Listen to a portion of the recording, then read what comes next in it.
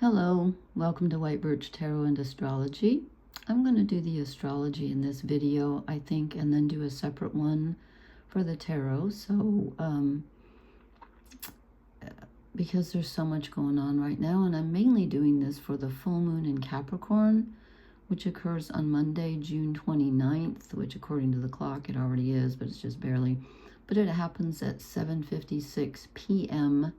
Eastern time in the US, so adjust accordingly. That's when it's exact. It's at 8 degrees and 14 minutes of Capricorn, the moon is, which means the sun is opposite that at 8 degrees of Cancer. And there's a lot going on. And so I'm just going to start talking about it. And, you know, astrology can be interpreted a lot of different ways, so you can listen to lots of different astrologers. But my take on this, and I think a lot of people would probably agree, is, you know, the moon is in Capricorn, and Capricorn is the sign of the father. It's ruled by Saturn, and it's about responsibility and commitment and authority. But it's the moon there, right here. There's the moon, 8 degrees Capricorn. And the moon is our emotional side. It's our intuitive emotional side. It's about emotional patterns. And the moon is, of course, the symbol for the mother. And Capricorn is the father. So they're in each other's signs. Well, the sun doesn't rule Capricorn, but the sun is a masculine energy, and the moon rules Cancer, where the sun is. So there's a real tie-in. We've been talking about families and, you know, things like that, home life, for a long time. We've had a lot of Cancer energy, and Jupiter's at the last degree. I'll talk about that later, which is really powerful. Mercury's there, approaching a conjunction to Jupiter. I'll talk about that some other night. But this brings in themes of first of all, brutal honesty, like checking in, shining a light on what is working for you emotionally, because the moon is our emotional self and our intuitive self. What is working for you emotionally that is stable, that you can rely on? Because the moon, or not the moon, but Capricorn is structure and responsibility and other things. So at this time, I think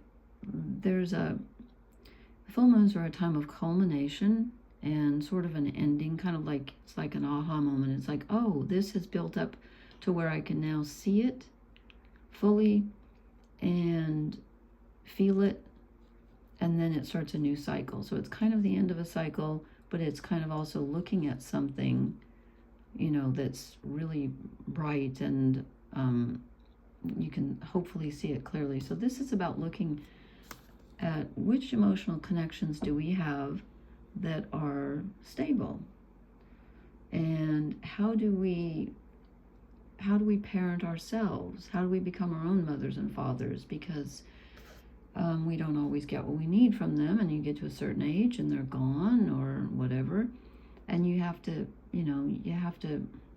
do that yourself at some point. So there's a lot here to me about the inner child, and there's a reason for that. I'll talk about that in a minute. But this has a lot to do with as I said, emotional needs and security, responsibilities, commitment, and to a certain extent, authority. We need to be our own emotional authority figures. You might be wanting someone to do that for you at this time. This can bring up all kinds of needs. You know, like, I want my mother, I want my father, I want some structure, I want something to cling to. You know, I don't want the waves, and I want, you know, the moon rules the ocean and everything. Not rules it, but the tides and everything. But Capricorn is stability. So emotionally, you want something to hang on to. And you might have to do that yourself. I don't know. Because this orange thing here, or red, is a T-square.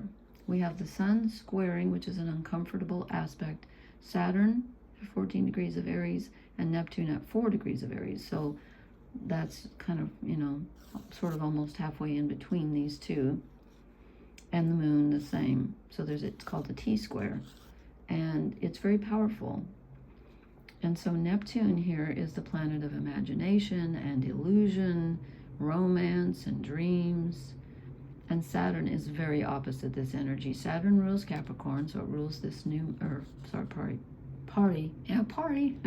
party me. Saturn rules this full moon. So these two are very different because Saturn is, again, responsibility and structure. It's reality. We have reality versus illusion. And so we're asking ourselves, and it can be very challenging. A T-square can be very challenging. Sometimes you're thinking, okay, I can really rely on this person. No, you can't. Well, okay, I can really get my needs met here with this relationship or this whatever, this endeavor. Excuse me, didn't bring my water in. And then you find out, maybe not so much. It's a real testing time. It's kind of like, almost like an acid test where you're gonna find out. It's challenging. I find T-squares very challenging. And we have this ongoing mini grand trine down here. I won't talk about that with the outer planets. And Mars just moved into Gemini, which helps a bit because when Mars was in Taurus, we were also focused on home and family, our possessions. This frees us up a little bit. We're getting some intellectual energy. We're getting some thinking, communication, new information coming in and ideas. And Mars in a couple of days is going to be right on top of Uranus. This can be some very surprising things coming to light. Things can happen when we have Uranus here on a very physical level. Things in your physical environment can happen. Watch out for accidents.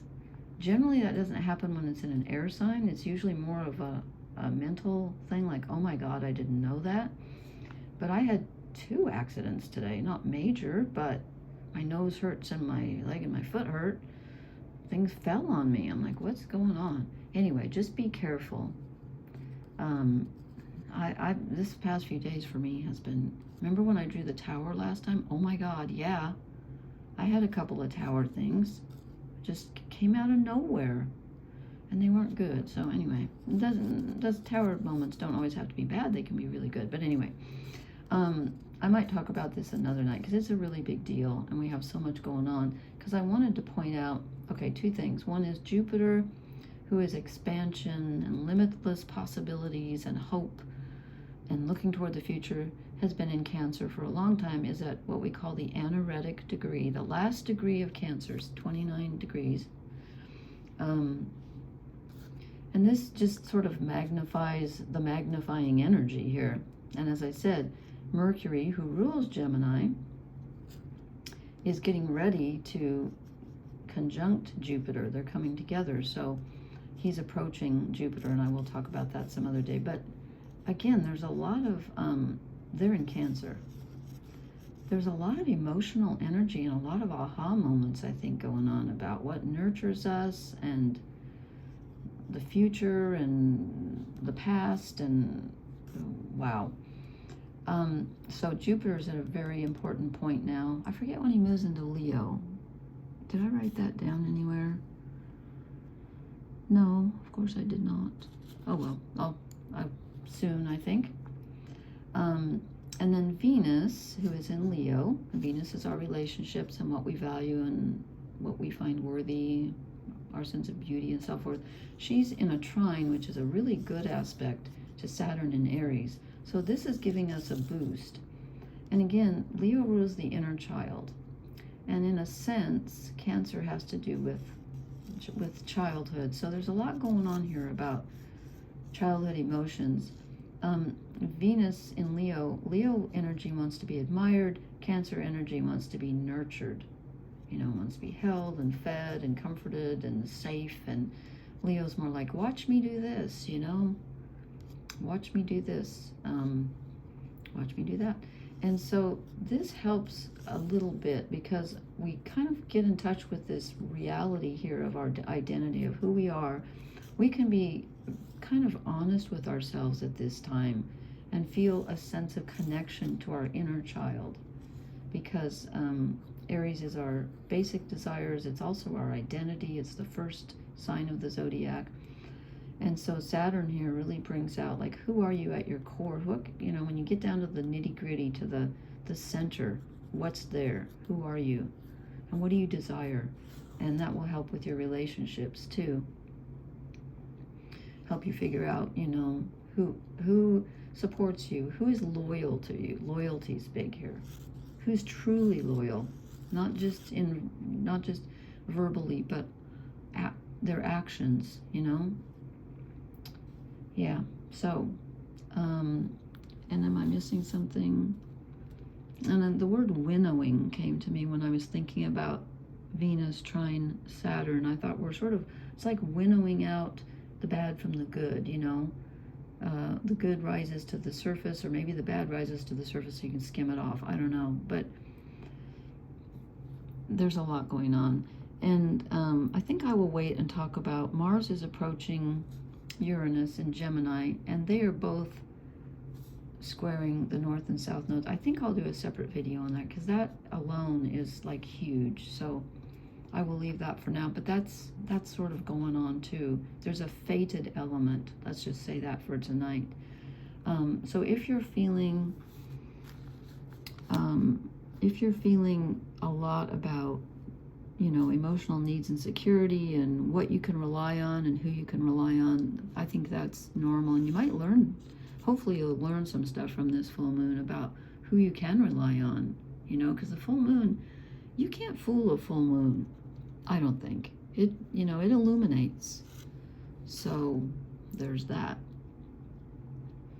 And let's see, and as I said, Mars just moved into Gemini again, which brings in, you know, curiosity and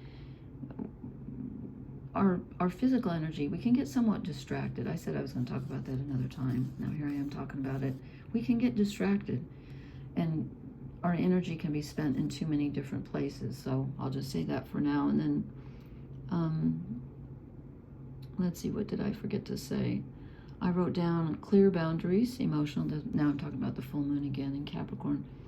We need to have clear boundaries. Capricorn is not great with feelings, even though the moon is our feelings. So, you know, yeah, kind of a push-pull here with wanting to express ourselves and not really feeling comfortable with feelings. We need to be disciplined with our feelings and make sure we're valuing our emotions. That's very important. I'm trying to read my writing here. How work together. Oh, structure and okay. So how do our daily structures work together with our emotions? Like, what have we? That's what I was going to say. What have we built on a real level and an emotional level that stands the test of time and stands the test of Capricorn? That's structured.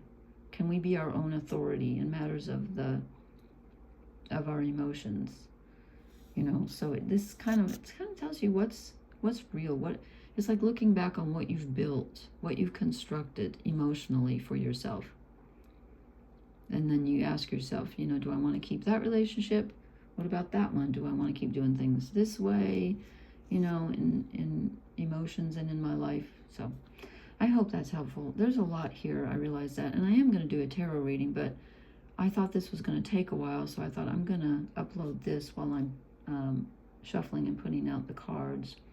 And it looks like we also have a mini grand trine here too, don't we, between Jupiter and Mercury, really, in Cancer, and Mars and Uranus in Gemini. Oh gosh, and this Saturn-Neptune combination, which is so powerful. I think I will do that one together with this some other night, because I don't want to be overwhelming here. It's a lot. So if you're feeling super emotional, don't be surprised. But it's a good time to figure out, you know, who you can count on. Let's put it that way.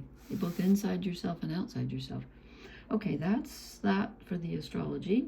Please leave me a comment. Please hit the like, share, and subscribe buttons. I will talk to you later.